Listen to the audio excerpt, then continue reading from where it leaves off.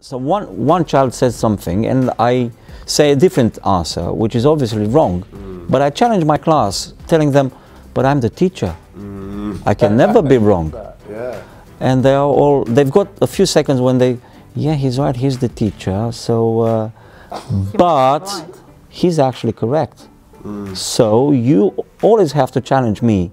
If you think you have something that might be correct, try and challenge me. Don't just sit down and just look at me and accept it because I'm the teacher.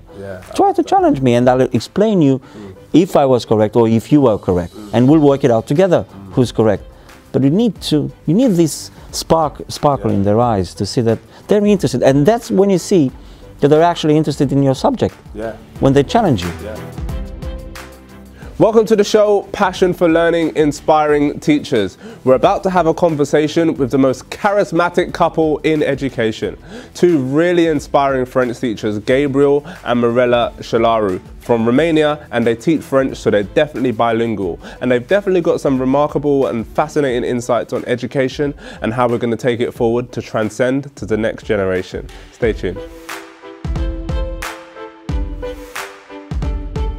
Right, we're rolling. Welcome to the show, Gabriel Chelaru and Mirela Chelaru, absolute legends, French teachers. That I think you were the second French teacher at JNC Education since 2010, 2011? 11 February. And now what, 2009? Wow, it's like 8 years. Yeah, exactly, 8 years. 8 years. 8 years. And then you loved it so much that you brought your lovely wife along to teach at the company. I think you joined JNC 2013. Why did you wait so long, man? I was busy doing something else. Yeah, that was the problem. I thought you just wasn't sharing. No. Like, let me just work it out and see if it's the right company first. Well, actually, I felt it was the right company from the first moment, because I still remember the name of the person I was working with. I think he was called Ben something. I don't actually remember his surname. He was fantastic, by the way. And he really helped me to get in my first school. Yeah. And since then, I've carried on. Yeah. What was it that you enjoyed about the process of JNC at the beginning? Process. I felt like I was free to do what I'm supposed to be doing in a school. Joining the company gave me the freedom to do what I was planning to do as a teacher. Because when I joined the first school, obviously you have to teach the curriculum, but they never told me how to do it. So I've decided on I already had the style, let's say I already had the style, but I decided on the way I wanted to deliver the lessons. And I felt the freedom of doing it and choosing my materials, choosing my resources, the way to teach the children. And that was my first thing. I think that's really important. And what was your experience like joining JNC in 2013? What I really enjoyed is the fact that I did a time of preparing for teaching. So I worked along another teacher, and this one. It got me on the track to discover my own style and try to see what works better for me, for my children, for the schools in which I work.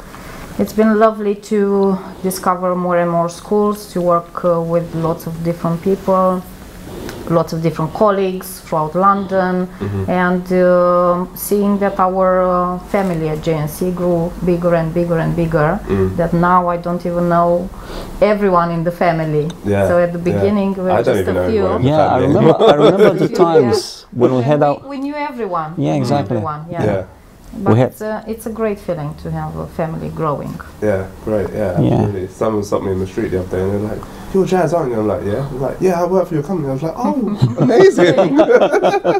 I'm like Something similar happened to me, now talking about the first school I went to, because I've been in so many schools. Now I can walk the streets and children stop me and say, "You were my French teacher in whatever the school." And it happens in this city. Millions of people. And it might happen. That is so rewarding, to stop you in the street.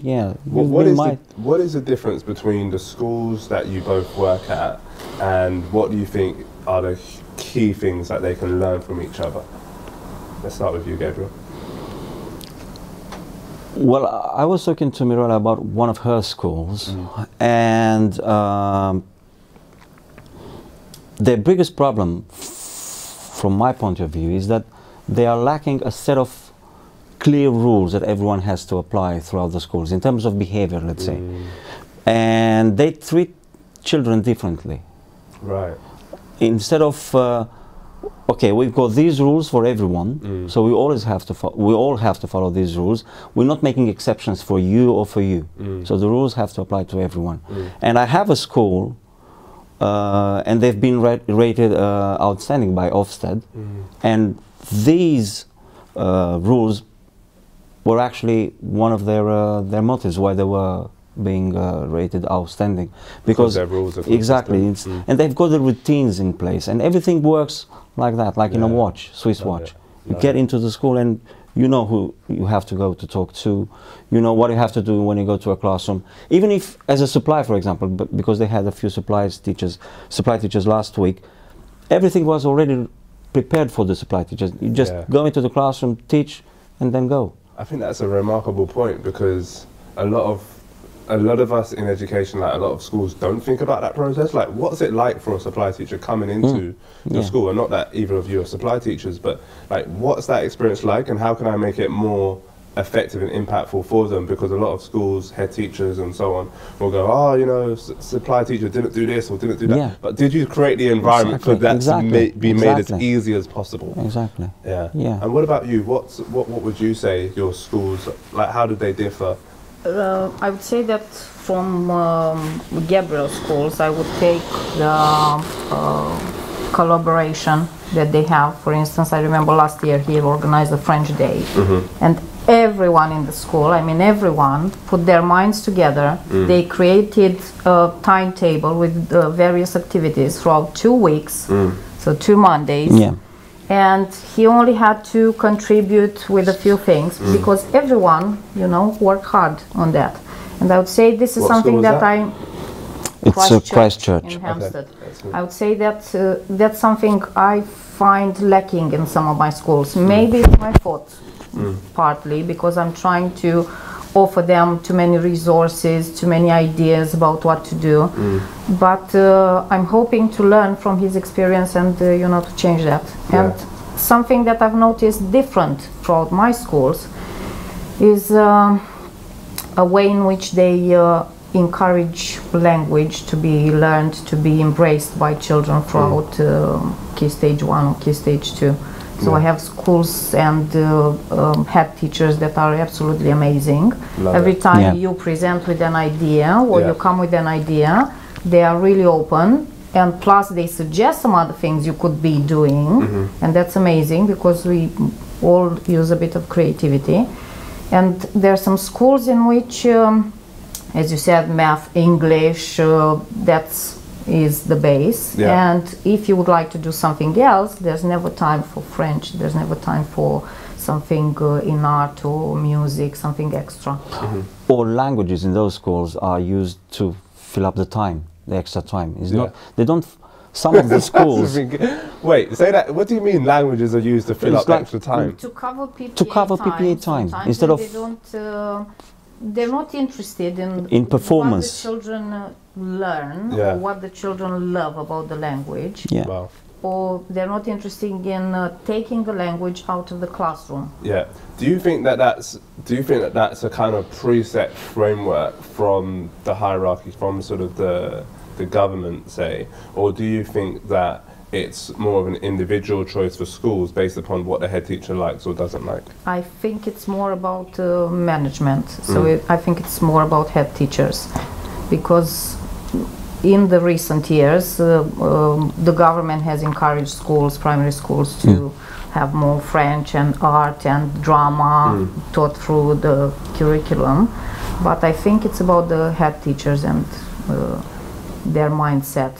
And what would you do to shift that mindset, that understanding? Because for a lot of head teachers, they won't know about the importance of languages. They won't know about.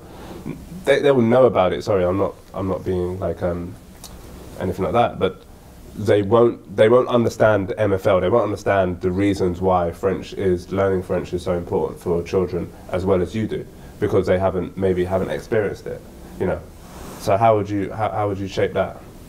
I would always try to give them maybe examples of some activities I've been doing and have been successful. Mm-hmm. And this year I thought I'm gonna step in.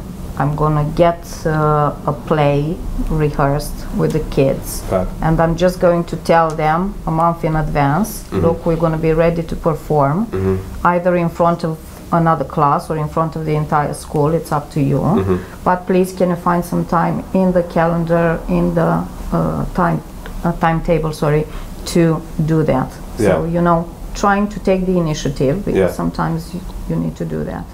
Why is French important to you? For us, for me. Yeah. Why is teaching French important? Why do you think, like, for a parent that says, oh, I don't want my child to learn French or Spanish or anything like that, why do you... Yeah, not just French, any language actually. Yeah. First of all, it helps. Now, let's start again. This is my first lesson with year 3 when they start French. Mm. And the question is, why you as children you think learning another language is important for you, and you would be amazed the answer they actually give. And I would focus on those answers because they are actually correct and that's what they feel. Most of them would say, we need another language to be able to communicate with other people. Sure.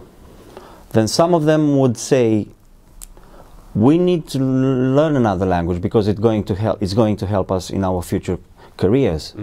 So they already think about it in year 3. The world is so globalized, exactly. And so connected. Yeah, now, and isn't it? you should encourage that.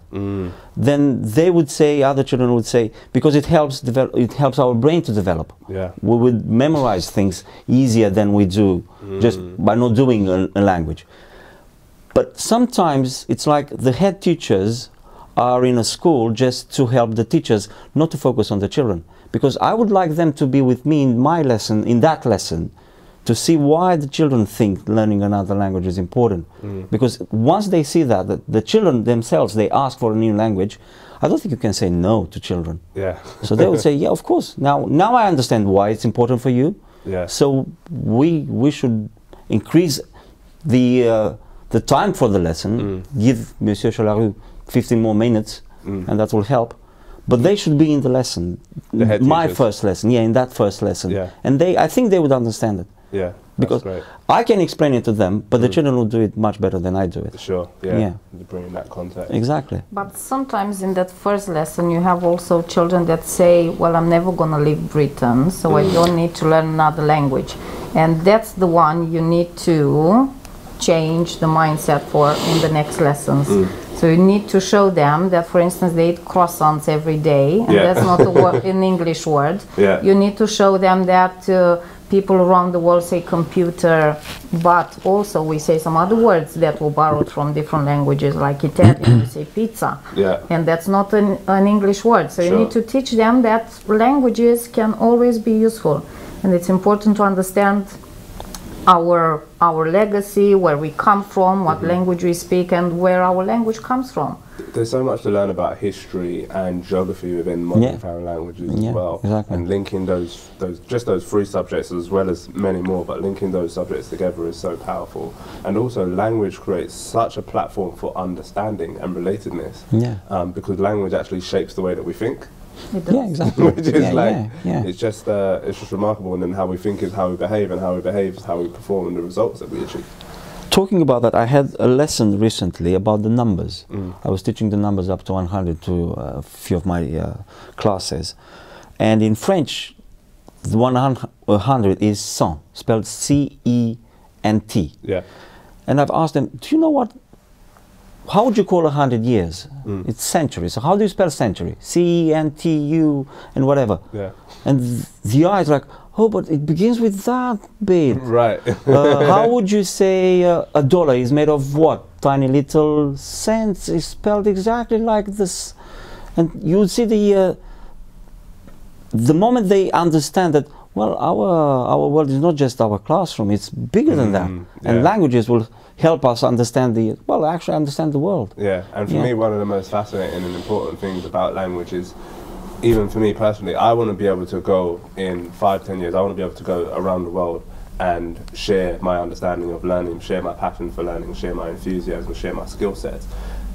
Now I have a barrier because I haven't learned French or Spanish, or I haven't learned a multitude of different languages, and it's so hard to, not hard, but it's so much more difficult to learn it as an adult than it is as a child, right? Because once you have that base of understanding, it's so easy.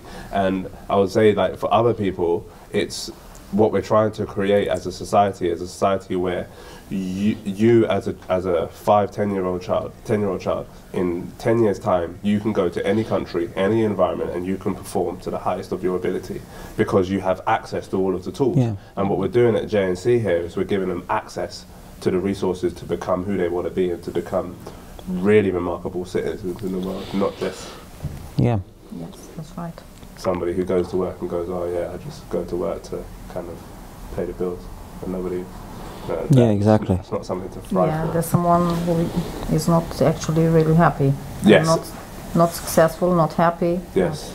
Yeah, Someone absolutely. who just does that. But it's amazing to see the children in year 3 saying languages will help us in our future careers. Yeah. You're year 3, you're 7, Yeah. and you already think about your career. Yeah. When I was your age, I'm not sure I was thinking about my future career. Well, So- let's talk about that, because you both went to school in Romania, is that right? Yes. What was school like for you, Mirella, to start with? School was not fun because Thanks. I was a sort of student that would always work really hard. Yeah. So challenge myself. So it wasn't something really exciting, but it was something I was passionate about, and I was working hard to get to the highest level. And I had lots of great role models. Starting with my mom, was my primary school teacher, and then Fantastic. going on with my history teachers and my language teachers, so that was amazing. And you realize that school gives you so many opportunities. When I was in school, I would never have thought that at some point I would leave my country and work in another place. That wasn't the case then. You would think, well, I'm going to grow up, I'm going to go back after university to my hometown, you know, get married, start a family, and then do the job I trained to do. You would never have thought that, look, I can go and study abroad, I can go and work abroad, I can meet lots of people, I can exchange ideas, I can learn. Maybe someday I can go back to my country and make a difference there. So those were not the things we were growing up with. That's why I think that the children nowadays have such an amazing variety of opportunities. Yeah. Yes, lots of things open for them. So Yeah. it's our job just to show them, you know, different routes they can take, and Yeah. let them choose. And let them explore, absolutely. How did you two meet? Because that's quite interesting, that your mum was a teacher and then you Yeah. married a teacher. Yeah. He wasn't a You said that with teacher. so much He enthusiasm. wasn't yeah. a teacher when we met. We actually were both colleagues at university. So Okay. we were in the same study group. What did you study? We studied history Syrian and languages. Okay.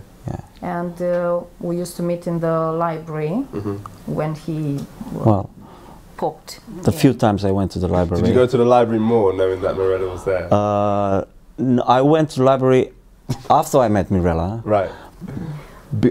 I accidentally went to the library before meeting Mirella because she was very into school. I was a little bit laid back. I wasn't that into school.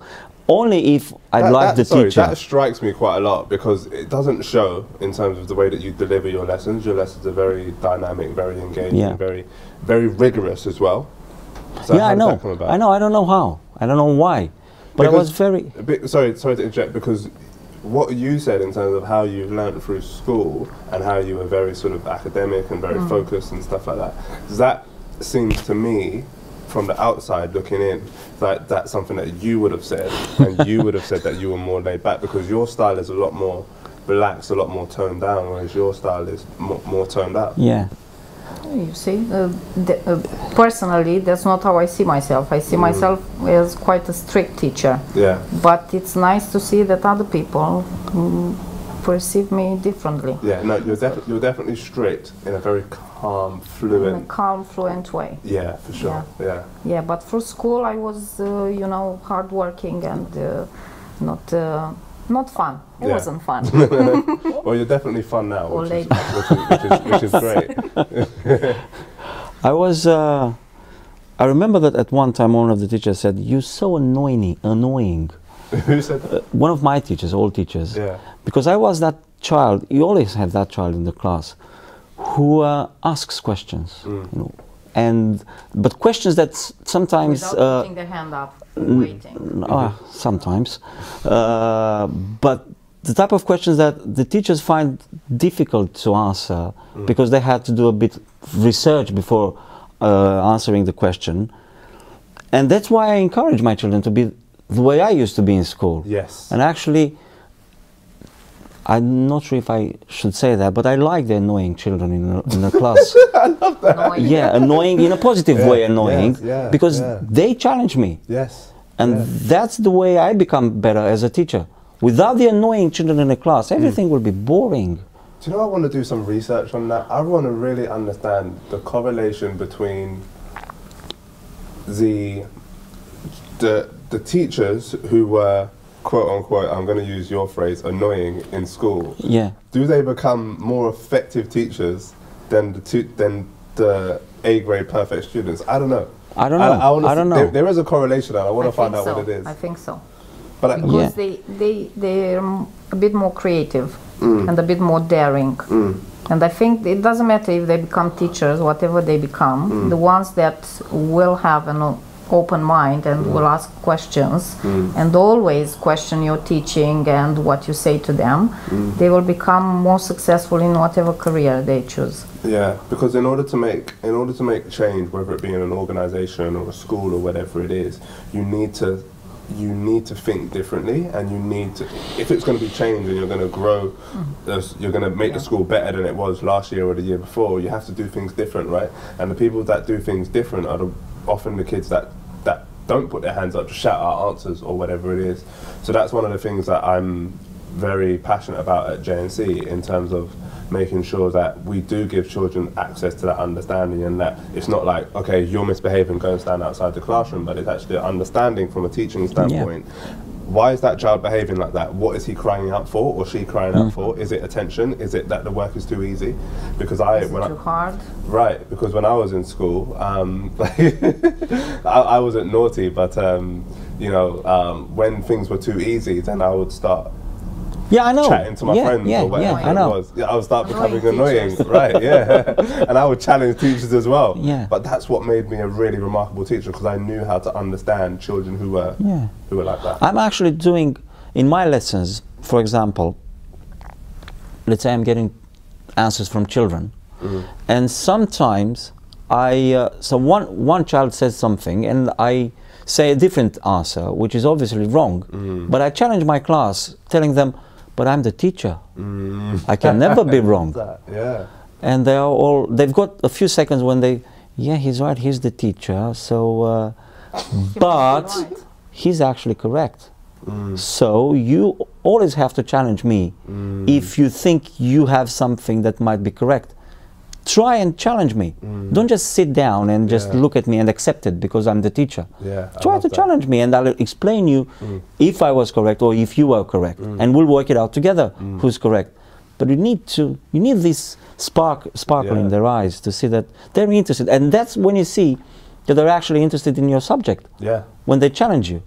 Otherwise, they'll accept it. And the same goes for working in a working environment, is that if you're able to challenge authority in a positive way, actually you're able to make that organisation better by challenging it positively. But if you just sit there and go, oh, well, that's the CEO, so I'm not going to say anything. Yeah, exactly. You just become like a restricted organisation. And they like it. And they like it when they have this opportunity to challenge. And they enjoy it, because basically the learning process has to be about enjoying doing it. If you just sit on a chair, put a hand up, put a hand down, do the writing, well, you're a robot. It's not how we live life, is it? Exactly. You don't live life like that. Exactly. What tips or techniques would you share with any MFL teachers? Like, what do you do in your lessons to make it really engaging and enriching? I would try always to do things differently. Like this week we tried group work, and I said everyone needs to be part of this. You can either do simple jobs like you know, looking up a few words in the dictionary, or using your book to discover what we have learned previously, or just do the cutting of that to make your project, finish your project. And everyone needs to participate, and we had teams that were amazing, that finished ahead of the scheduled time, and I praised them. I said, look, we need to learn from this, because in any type of activity it's very, very important to work as a team.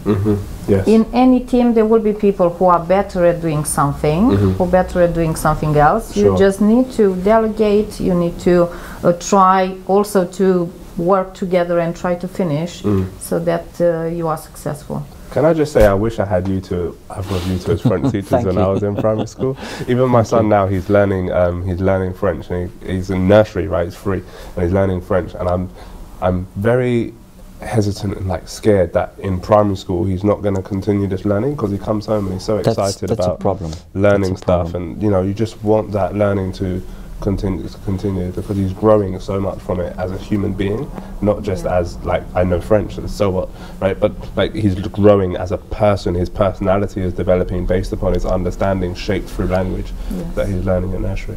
Yeah. Guys, it's been really, really incredible to have you on the show. One of the things that I wanted to touch on before we tune out is there's a lot of, you guys go abroad quite a lot, which is beautiful. And again, it's like a cultural understanding, and one of the things that I really appreciate about language teachers, just like every half time you guys have gone, just like gone, like see you later. And I'm here like, oh, I wish I could go on holiday, which I can, but because I have like this, I have an anchor to it, like, that, you know, I should only go on 2 or 3 holidays a year. Do you know what I mean? Like, I have, like, because my family's been like that. So I learn a lot from you guys in terms of going out, exploring, and, you know, really learning more about the world. So you have, like, a lot of, like, stuff around nature. Where does that passion, enthusiasm come from?